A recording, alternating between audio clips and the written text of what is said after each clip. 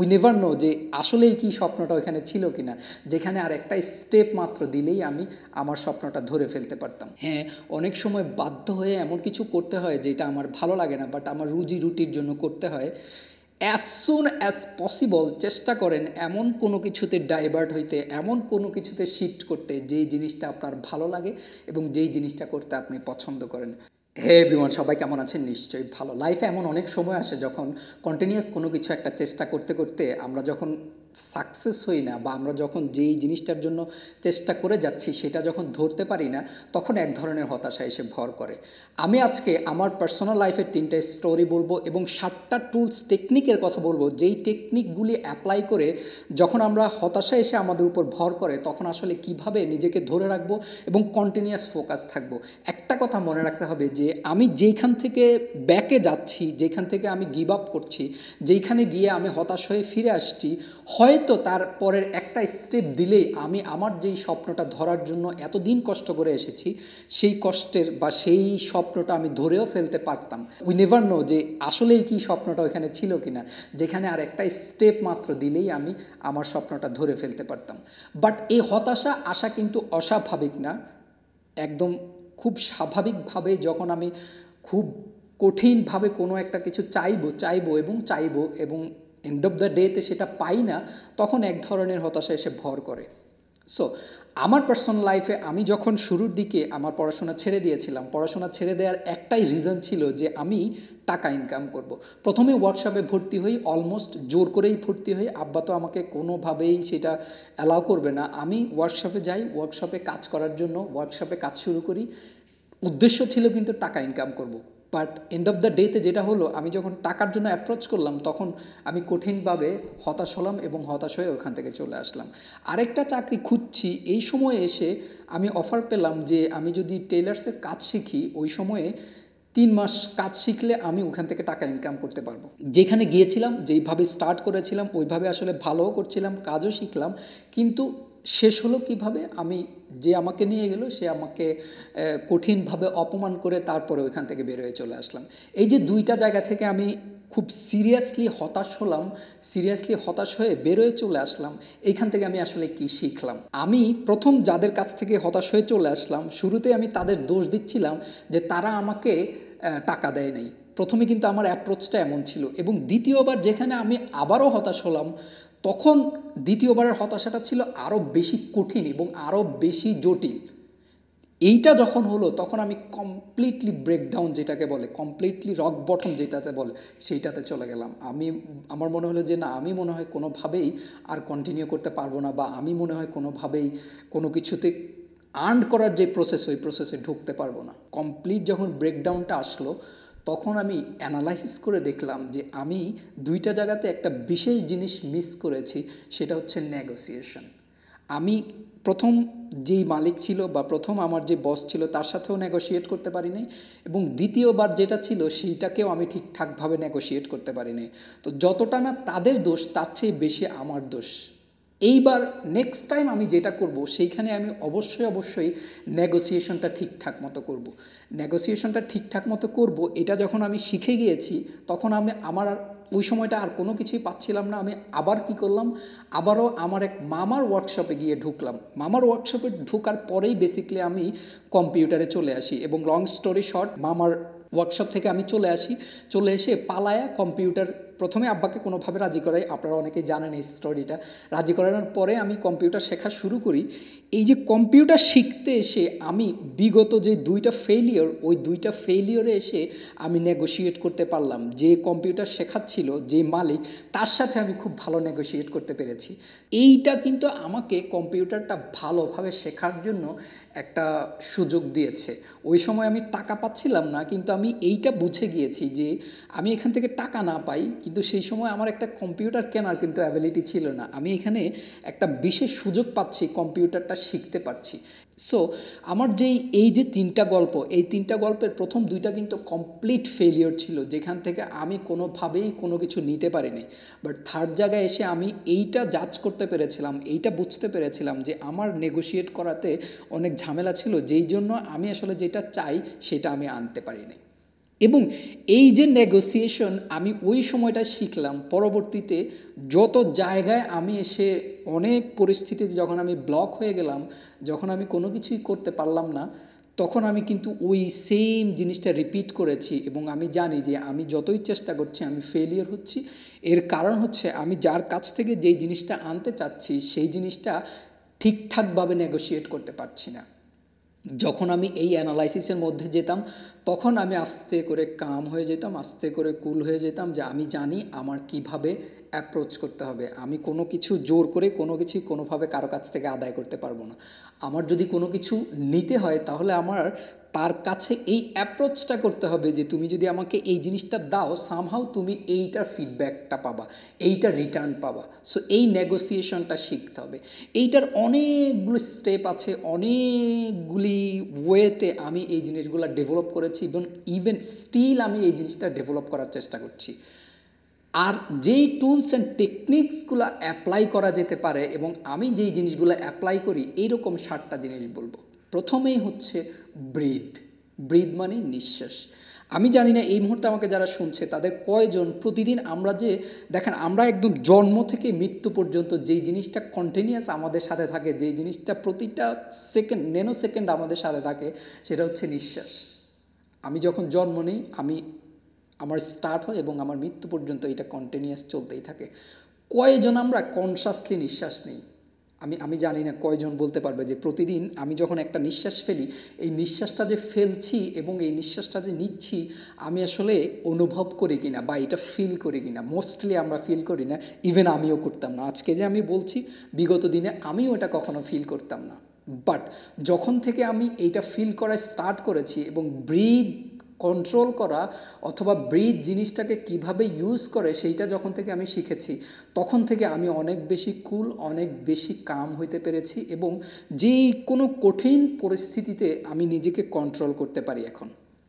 So যখনই কোনো কিছু মনে হবে যে একদম হতাশা চলে এসেছে, তখন যে জিনিসটা করা লাগবে সেটা হচ্ছে একদম স্থির হয়ে বসে অনেক জোরে নিঃশ্বাস নিতে হবে।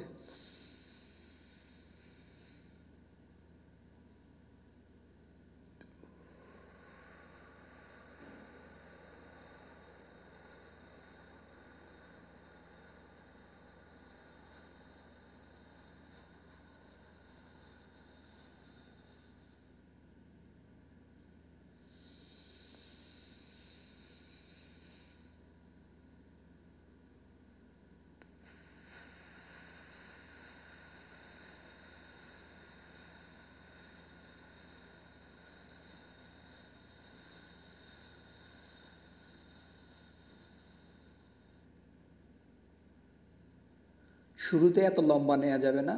তখন যেটা করতে হবে যে 1 2 3 4 4 পর্যন্ত নিয়ে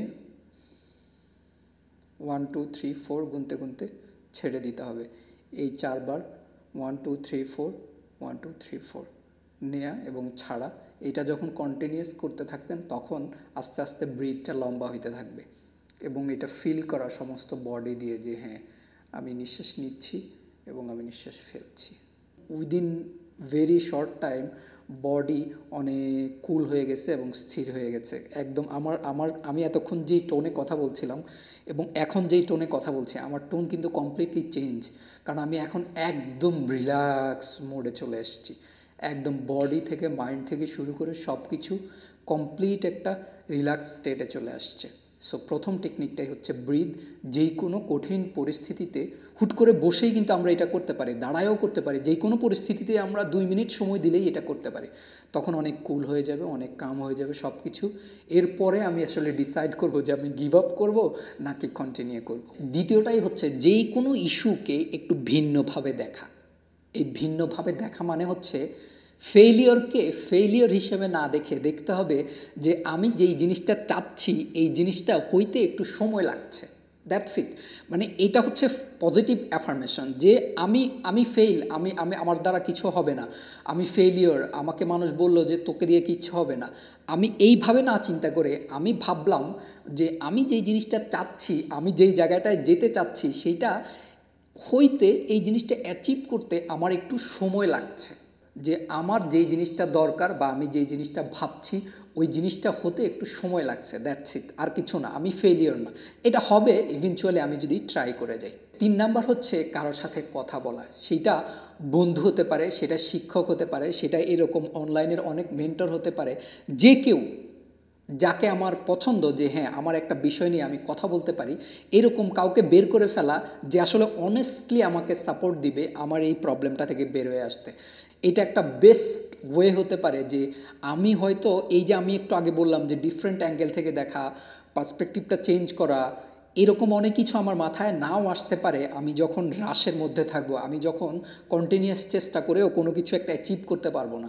সেই জন্য যেইটা করা সহজেই, যাকে কাছে পাওয়া যায় এবং যে ট্রাস্টি এমন কারোর সাথে কথা বলা। 4 নাম্বার হচ্ছে পজিটিভ চিন্তা করা। পজিটিভ চিন্তা মানে আমি জাস্ট একটা এক্সাম্পল দিই, আমি যখন কোনো কিছু একটা করতে চাই এটা হচ্ছে না, আমি আগেই হতাশা না হয়ে বা আমি শুরুতেই কষ্ট করতে করতে করতে করতে যখন হচ্ছে না তখন খুব বেশি একটা হতাশই হয়ে গেলাম এবং হতাশার মধ্যে ভাবছি যে না আমি মনে হয় ক্যাপাবল না, আমাকে দিয়ে মনে হয় হবে না, অন্যরা যতটা স্মার্ট আমি মনে হয় ততটা স্মার্ট না, অন্যদের যতটা বুদ্ধি আছে আমার মনে হয় অতটা নাই, এইভাবে নেগেটিভ চিন্তা না করে পজিটিভলি ভাবা।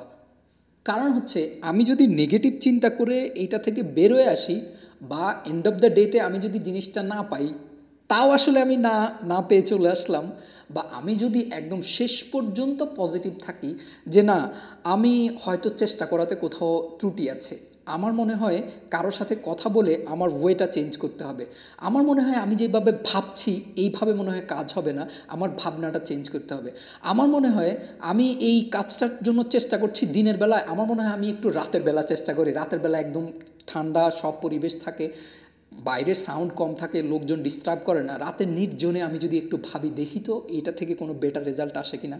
আচ্ছা আমি যে সময় দিচ্ছি, আমি সময় দেওয়ার সময় আমার আশেপাশে কি লোকজন থাকে নাকি আমি একা থাকি, একা থাকলে আমি আসলে আমার অ্যাপ্রোচটা কি হয়, আমি কি 1 2 3 করে শুরু করি নাকি 3 1 3 2 1-এর দিকে শুরু করি, কোন দিক থেকে শুরু করি, আচ্ছা আমি এতদিন লেফট থেকে শুরু করেছিলাম, লেফট থেকে শুরু করলে রাইট, রাইট থেকে শুরু করলে লেফট, এইরকম চেঞ্জ করে করে দেখা, একদম শেষ পর্যন্ত নেগেটিভ কোনো কিছু মাথায় না আনা।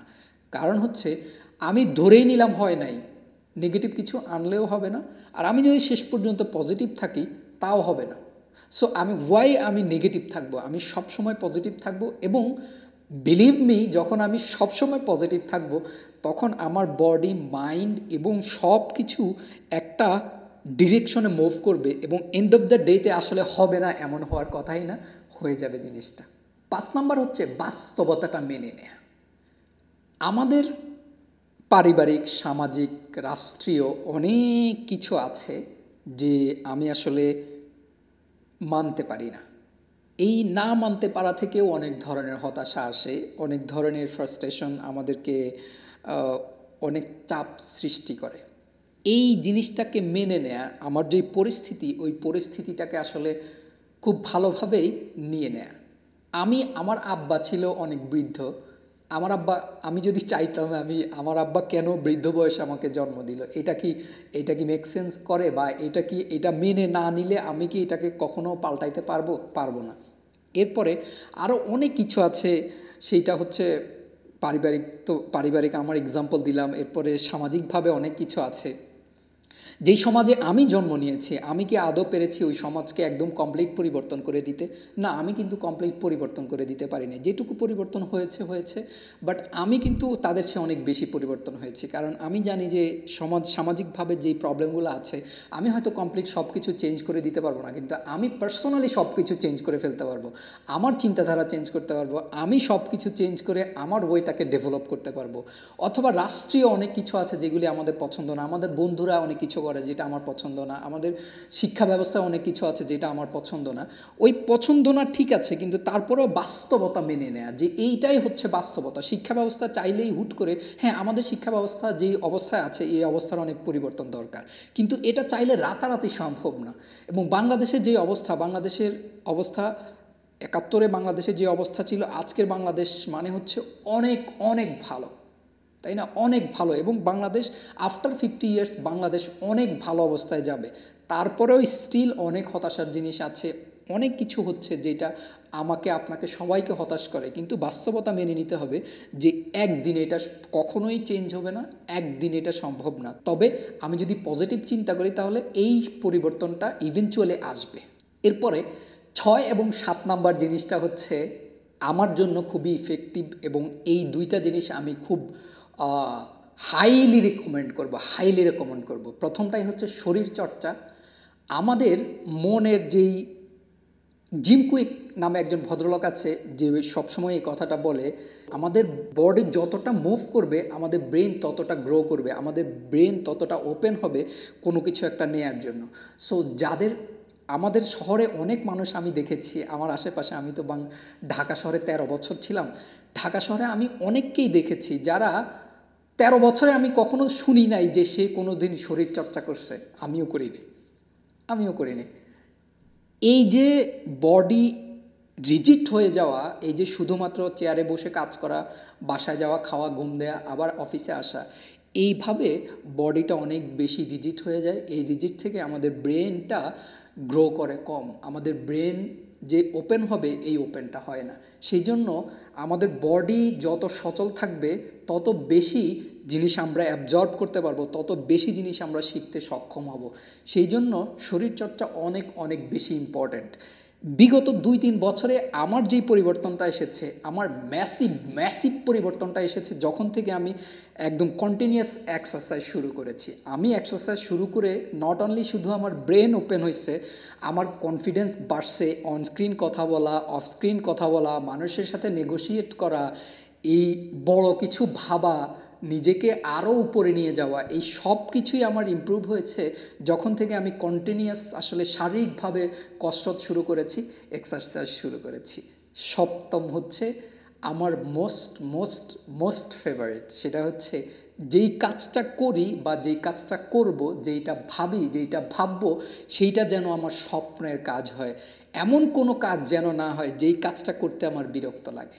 এমন একটা কাজ বের করা, এমন একটা কাজ খুঁজে নেওয়া যেই কাজটা আমি দিনের পর দিন বছরের পর বছর করলেও আমার বিরক্ত লাগবে না, ভালোবাসাটা কোনোভাবেই কমবে না। এই যে আমি আমার অফিস এবং আমার পারিবারিক সব কিছু শেষ করে ঘন্টার পর ঘন্টা আমি শুধু ক্যামেরার সামনে সময় দেই, স্ক্রিপ্ট করতে সময় দেই, আপনাদের কোর্স বানাইতে সময় দেই, এবং ইন ফিউচারে আমি গ্রোকে কোন ডিরেকশনে নিয়ে যাব এইটা ডেভেলপ করার চেষ্টা করি, এই সব কিছুই সম্ভব হচ্ছে যে আমার ভালোবাসাটা আছে। যদি ভালোবাসাটা না থাকতো কোনোভাবেই এত এফোর্ট আমি দিতে পারতাম না। সো যদিও এটা আমি 7 নম্বরে নিয়ে এসেছি, তারপরেও আমি সবাইকে এই একটা জিনিস হাইলি রেকমেন্ড করব যে আমি কোনোভাবেই এমন কিছু করব না যেটা আমার ভালো লাগে না।